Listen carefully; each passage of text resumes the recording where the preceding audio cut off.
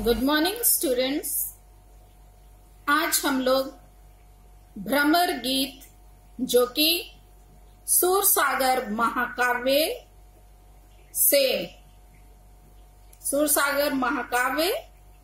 से लिया गया है। भ्रमर गीत शीर्षक, उसके अंतर्गत जो पद उसको हम लोग पढ़ेंगे। बिनु गोपाल बैरिनी भई कुंजे।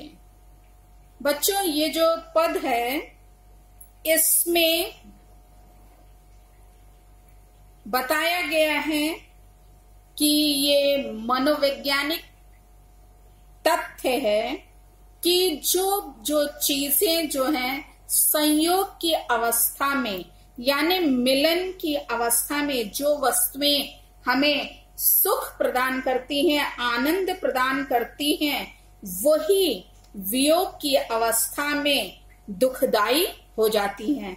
मतलब वो हमें कष्ट, वही वस्तुएं जो संयोग के समय अच्छी लगती हैं, वो हमें सुखदाई लगती हैं, वही दुखदाई वियोग की अवस्था में हो जाती हैं जब मनुष्य जो है बिछुड़ जाता है। यहाँ पे गोपियों के माध्यम से सूर ने इसी विषमता का वर्णन किया है कि कैसी विपरीत परिस्थिति उस समय हो जाती है। देखिए बच्चों, यहाँ पे गोपियां कहती हैं कि श्री कृष्ण के संयोग के समय जो कुंजे थी यानी जो लताएं थी, जो वन कानन थे, वो सुखदायी थे, मतलब सुख प्रदान करने वाले थे। किंतु वही अब क्या हो गई है? बिनु गोपाल यानी कृष्ण के बिना बैरिनी भई, ये वो बैरी हो गई हैं यानी शत्रु बन गई हैं। यानी उनके साथ हम जब साथ साथ थे, वो रास क्रीड़ाएं किया करती थी, तब क्या था? वही आनंद प्रदान करती थी। लेकिन अब उनके ना होने के कारण वो अब शत्रु बन गई है, अर्थात वे अब हमें शत्रु के समान दुख पहुंचा रही हैं। तब वे लता लगती तन शीतल, उस समय जब श्री कृष्ण साथ में थे तो वो लताएं तन यानी शरीर को शीतल यानी शीतलता प्रदान करती थी, वो अच्छी लगती थी। अब भाई विषम ज्वाल की पुंजे, अब वो ज्वाला यानी अग्नि ज्वालाओं के समान जलाने वाली बन गई हैं। वृथा बहती यमुना, जो यमुना उस समय बहती थी वो बहुत अच्छी लगती थी, वो अब वो कह रहे हैं कि गोपियां कह रही हैं कि अब वो यमुना जो है वो वृथा यानी व्यर्थ में, बेकार में बहती हैं। खग बोलत, श्री कृष्ण के ना रहने से ये जो पक्षी जो बोल रहे हैं वो क्या है? व्यर्थ बोलते हैं। वृथा कमल फूलनी, और कमल जो है व्यर्थ ही बेकार ही खिलते हैं। फूलनी अली गुंजय, और उन पर भौरे भी हैं। अली यानी भौरा होता है, तो भौरे भी व्यर्थ ही गुंजार कर रही हैं कमल के ऊपर। आगे है पवन पान घनसार सजीवन, दधी सुत किरनी भानु भई भुंजे। आगे बता रहे हैं कि जब ये पवन जो है, वायु जो है वो क्या है, और पान यानी जो जल है, और घनसार, घनसार बच्चों बोलते हैं कपूर को। ये सारी चीजें क्या है? और संजीवन यानी संजीवनी बूटी जो है, और दधी सुत किरनी, और ये चंद्रमा की जो किरणें हैं, ये सब क्या है? ये जितनी भी चीजें बच्चों यहाँ गिनाई गई हैं वो सब क्या है? शीतलता प्रदान करती हैं। जो वायु है वो भी शीतलता प्रदान करती है। पान यानी जो जल है, और घनसार यानी कपूर, और संजीवन यानी संजीवनी बूटी, और दधी सुत किरणी, और चंद्रमा की शीतल किरणें भी हमारे क्या हैं, हमारे वो ग्रीष्मकालीन सूर्य की किरणों के समान। लिखा है भानु भई कुंजे, वो भानु, भानु यानी सूर्य, सूर्य की किरणों के समान भुंजे यानी वो दाहक बन गई हैं, जलाने वाली बन गई हैं। जो शीतलता प्रदान करने वाली चीजें थी वो सब अब क्या है, जैसे गर्मी का में सूर्य जो है बहुत तपता है, वैसी ही वो क्या है, ज्वाला के समान जो है दाहक जलाने वाली बन गई हैं, अग्नि के समान। यहाँ देखिए बच्चों, लिखा है यह उधो कहिए माघो सो, मदन मारी कीन्ही हम लुंजे। आगे यहाँ पे उद्धव कहिए, हे उद्धव तुम माघो सो, किससे कहना है, तुम श्री कृष्ण से जाकर यह कहना, मदन मारी, मदन अर्थात कामदेव जो है, विरह के कारण जो कामदेव हैं वो मार मार कर कीने हम लुंजे, वो हमारे अंग प्रत्यंगों को लुंज पुंज अर्थात वो प्राणहीन किए दे रहा है, जो कामदेव है वो। सूरदास प्रभु तुम्हारे दरस को मग जोवत अखियां भई छुंजे। यहाँ सूरदास जी कहते हैं कि हे उद्धव, श्री कृष्ण का मार्ग मग जोवत यानी मार्ग देखते देखते हमारी अखियां भई छुंजे, हमारी जो आंखें हैं वो गुंजा के समान लाल पड़ गई हैं। क्या करते हुए, तुम्हारे दरस को, तुम्हें देखने के लिए जो है मार्ग को देखते देखते आंखें वो गुंजा के समान लाल पड़ गई। तो ये तो रहा बच्चों इसकी व्याख्या। अब इसका काव्यगत सौंदर्य देखेंगे। इसमें इस पद में प्रकृति उद्दीपन रूप में चित्रित हुई है, भाषा ब्रज भाषा है, और अलंकार इसमें अति शयोक्ति और उपमा अलंकार है, रस वियोग श्रृंगार है, और छंद जो है बच्चों गे पद है। अब नेक्स्ट देखा जाए, हमारी हरी हारिल की लकड़ी। इसमें बच्चों गोपियां जो हैं वो भ्रमर को, भौरे को संबोधित करते हुए कहती हैं कि उद्धव को कृष्ण के प्रति अपनी भक्ति का स्वरूप समझाती हैं कि कृष्ण के प्रति उनकी भक्ति कैसी है। इसको वो किसको समझा रही, उद्धव को समझा रही, और किसके माध्यम से, भ्रमर को संबोधित करके। भ्रमर देखिए, हमारी हरे हारे की लकड़ी, यहाँ गोपियां कहती हैं कि हे उद्धव, श्री कृष्ण हमारे जो हैं, हरि अर्थात श्री कृष्ण जो हैं हमारे हारिल की लकड़ी, हारिल पक्षी की लकड़ी के समान है। जिस प्रकार से कहा जाता है कि हारिल जो पक्षी होता है वो अपने पंजे में हर समय लकड़ी को दबाए रखता है, अर्थात उसका साथ नहीं छोड़ता है। उसी प्रकार नंद जी के पुत्र जो अर्थात जो श्री कृष्ण है को हमने अपने हृदय में क्या कर लिया है, लिखा है मन क्रम वचन, मन से और कर्म से और वचन से नंद नंदन और श्री कृष्ण को अपने हृदय में उन्होंने क्या कर लिया है, धारण कर लिया है।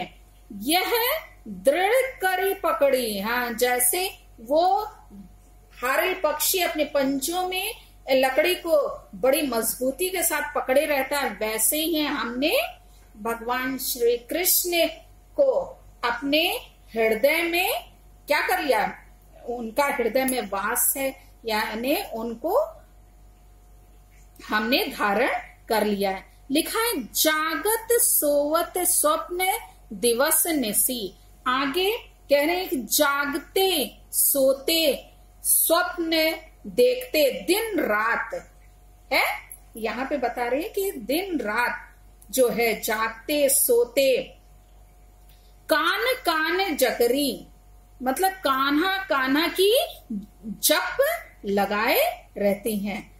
मतलब कि चेतन और अचेतन अवस्था में, मतलब कि सोते और जागते हर समय केवल कान्हा कान्हा ही पुकारती रहती हैं। मतलब हमेशा उनका स्मरण वो करती रहती हैं, कान्हा कान्हा की हट पकड़े रहती हैं।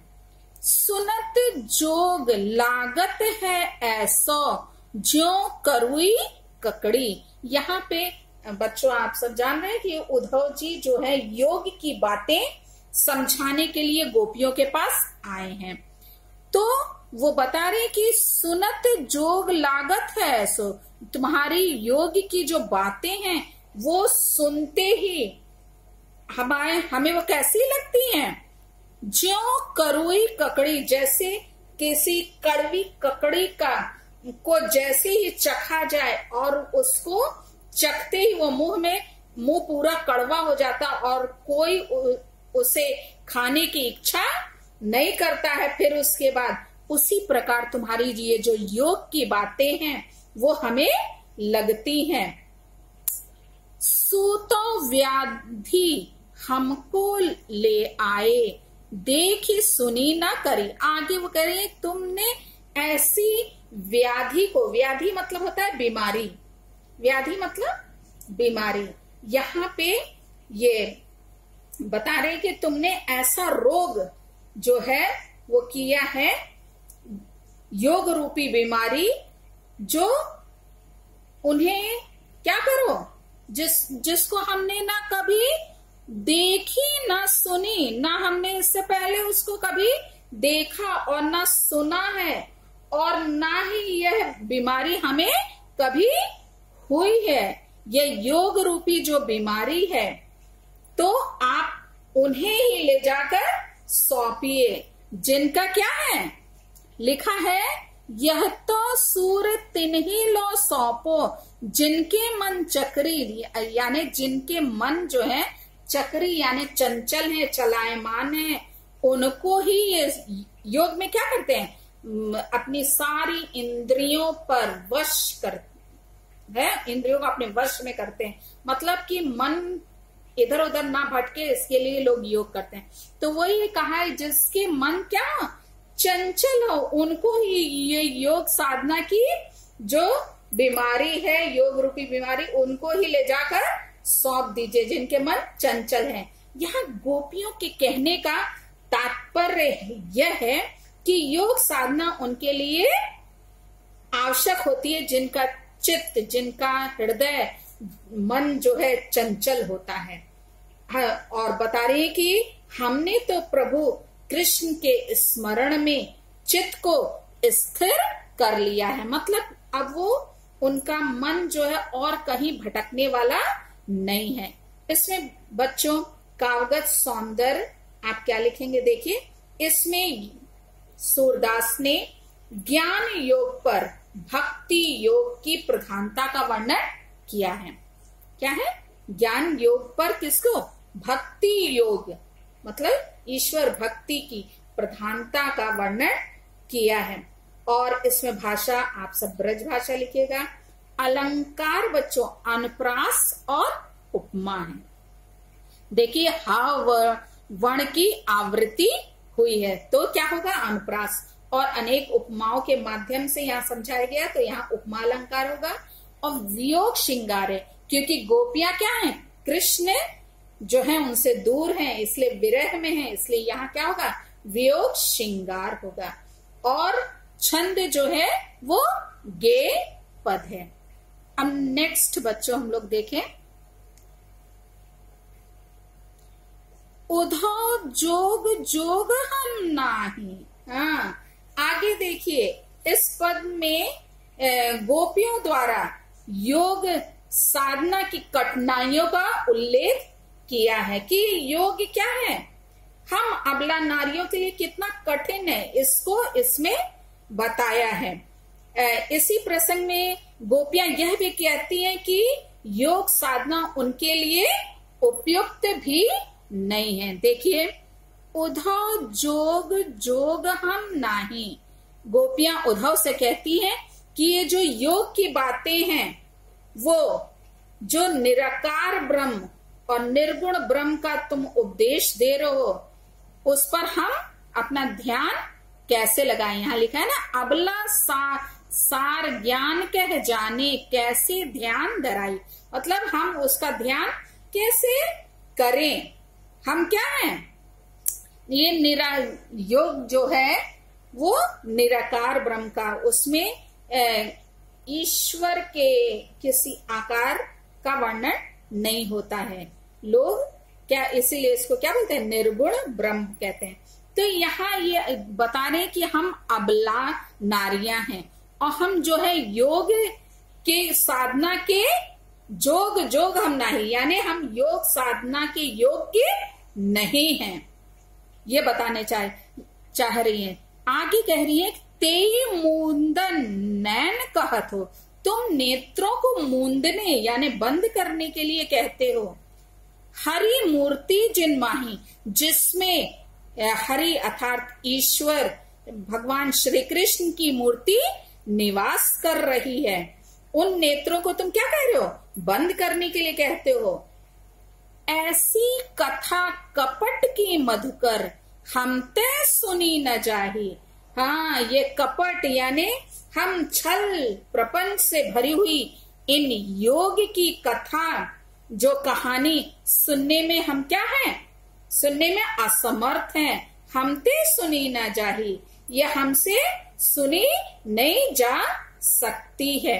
श्रवण चीरी सिर जटा बंधायु, श्रवण यानी कान जो होता है जिससे सुना जाता है, कानों को चिरवाने और सिर जटा बंधवाऊ, और सिर पर जटाएं बांधने के लिए कहते हो। ये दुख कौन समाही, ये कह रही है कि इस दुख को